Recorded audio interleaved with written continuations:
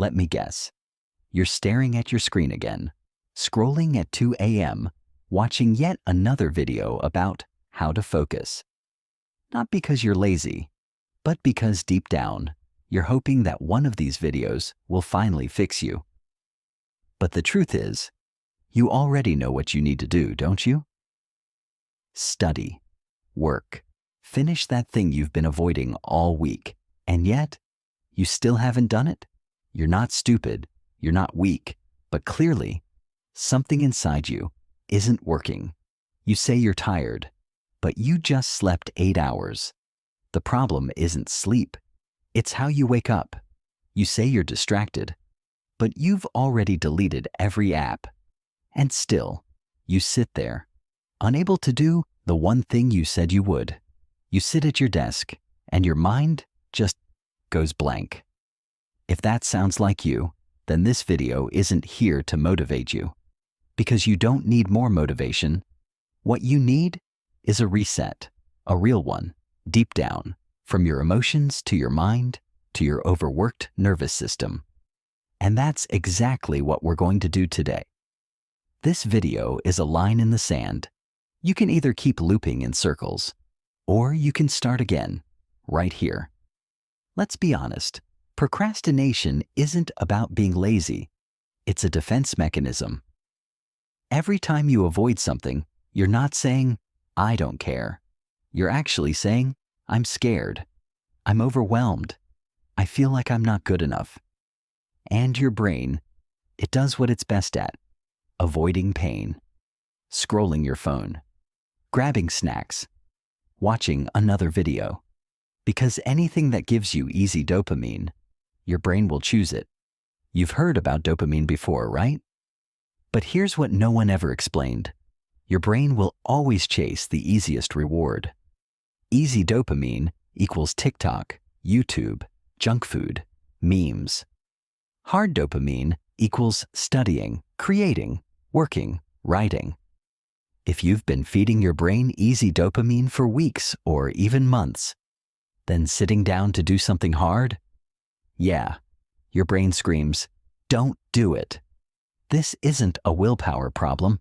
It's a neural wiring problem. And it gets worse. Your brain has now linked work with pain and helplessness. Just thinking about studying makes your chest tighten, your hands sweat. The second you open your laptop, you suddenly feel the urge to clean your room, fold clothes, do literally anything else. You write one sentence, and your brain whispers, let's stop. You're not doing it today. You've unconsciously trained your brain to flinch every time you try to do the right thing.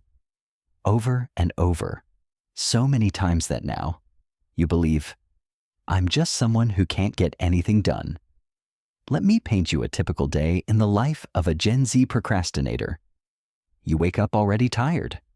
You grab your phone before you even leave the bed. A flood of chaos hits. News, messages, drama, someone else's highlight reel. You tell yourself, today's the day I'll change. You open Notion. You write down goals. You build the perfect study plan. And then you do nothing. An hour goes by. Then 2. You watch 3 videos about how to focus, but still haven't opened the damn file.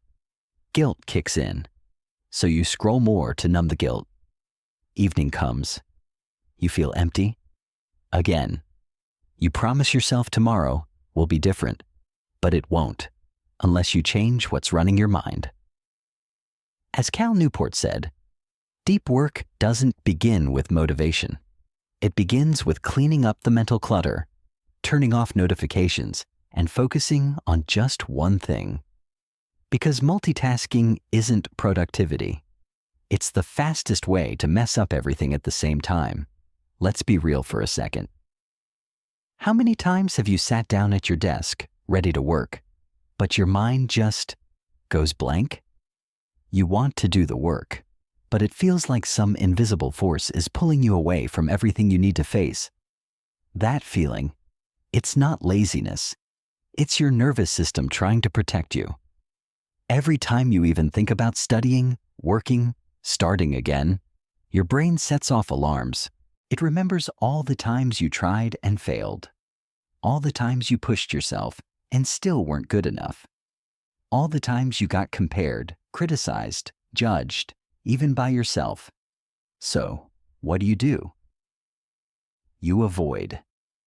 Not because you're weak, but because you don't want to feel that pain again.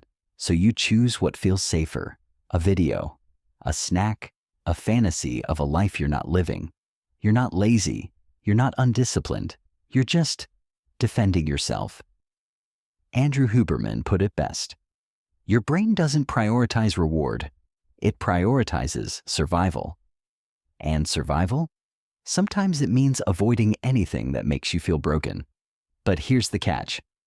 That avoidance, it's killing you. Slowly. Avoiding something for a day? You feel relief. Avoiding it for 100 days? You feel empty, worthless, lost, and without realizing it, you start defining yourself by your failures. I'm just not consistent. I always give up. Maybe I'm not meant to do anything meaningful. That belief is what's keeping you stuck. Not laziness, not a lack of talent, but fear. Fear of who you think you are. Jordan Peterson once said, "Life is suffering." But you can choose the pain of growth or the pain of regret. And at some point, you have to choose. 1. Keep living in the pain of avoidance, drifting further from who you really are. 2. Or face the fear, shaky hands and all, and fight for the version of you you've buried under all that doubt. You think you lack motivation? No. You lack a system. You lack a way to act before you believe in yourself. Because sometimes, to begin again, you don't need confidence. You don't need clarity. You just need the first action. Even if it's tiny. Even if no one sees it. Even if it's just for you. Starting over doesn't require a life overhaul. You just need a system simple enough to follow, even on your worst days. Here's a 4-step system, built from the exact methods proven effective by James Clear, Andrew Huberman, and Cal Newport. Step 1. The golden hour. Non-negotiable. Andrew Huberman calls the first 90 minutes after waking up your brain's golden window. It's when your mind is naturally primed for focus, clarity, and reset. What to do? Choose a block like 8 to 9 a.m. or 30 to 90 minutes after you wake up. Don't touch your phone for the first 30 minutes.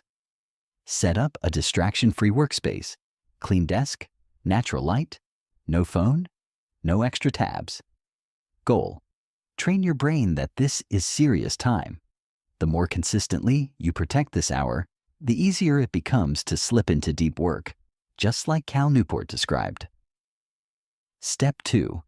Activate with the 2-minute rule, as taught by James Clear. You don't need to work for an hour. You just need to start with the first 2 minutes. James Clear calls this the gateway behavior unlock. Every big habit starts with a behavior that's too easy to say no to. What to do? Set a 2-minute timer. Do something tiny related to the task. Open the file, write 1 line, read a paragraph. After 2 minutes, you can stop, but chances are you'll keep going. This is how you trick your brain. You're not saying, "I'll do a lot." You're saying, "I'll just show up." Step 3. Replace your to-do list with an identity system. James Clear said, "Every action is a vote for the type of person you want to become." What to do? Write down 1 identity sentence. I'm the kind of person who gets up early and starts work without waiting for motivation. Each time you act in line with that, you cast another vote for that identity. You don't need to be perfect. You just need to stay true to the person you're trying to become. Step 4. Build a small win loop. Real motivation comes from momentum. Motivation doesn't come from watching more videos. It comes from the feeling of progress, of taking control again. What to do? Set up a simple daily wins checklist. Wrote one paragraph. Didn't open YouTube during focus hour. Sat down at desk at 8 a.m. sharp. Track your wins. Reward small victories. A good coffee. A favorite song. You're retraining your brain's dopamine circuit. From chasing external stimulation to generating reward through your own effort. You see? You don't need a perfect plan. You just need the smallest step, done the right way. And from that small action, you rebuild rhythm, momentum, and eventually yourself. No need to wait for inspiration. No need to ask for permission. Just 2 minutes each morning in a window of time you own. So, you've made it here. If you're still listening, that means a part of you hasn't given up yet. There's still a voice inside your head whispering, I can't keep living like this. And that's why this video exists. Not to inspire you, but to remind you of one thing. You're not lazy. You're just waiting for a better way. Here's the truth. You can't think your way into discipline. You can't think your way out of procrastination. The only way out is action. Small, consistent, system-based action. And you'll never feel ready for it. Not today. Not tomorrow. You'll always feel off, messy, unmotivated. But if you wait until everything's perfect to start, you'll never start at all. That's why I'm not asking if you're motivated. I'm asking, can you give yourself 2 minutes, right now, to start again? Not an hour. Not a 5-step plan. Just 2 minutes. Open your laptop. Write one sentence. Reset your morning routine. Or simply, stand up, clear your desk, and take a deep breath. That's all it takes. You don't need to believe in yourself to begin. You need to begin so you can believe in yourself again. And when you do that, day after day, you're sending a powerful signal to your brain. I'm not someone who quits. Even if I have to restart 1,000 times, I will. Take action now. Drop a comment. I'm starting over with, or share your reset word. Mine is consistency. What's yours? And if this video said what you've been thinking all along, don't forget to subscribe, not for the algorithm, but because this is the place you come back to every time life knocks you off track. Wake yourself up. No more waiting. Start again. Right now.